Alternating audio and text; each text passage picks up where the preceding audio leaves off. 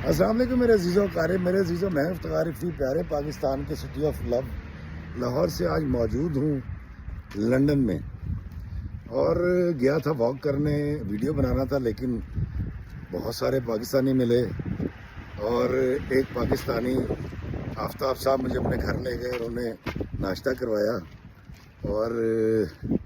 میں اس وقت موجود ہوں لندن میں۔ بڑی سردی ہے یہاں پر، بڑا انجوائے کر رہا ہوں، اور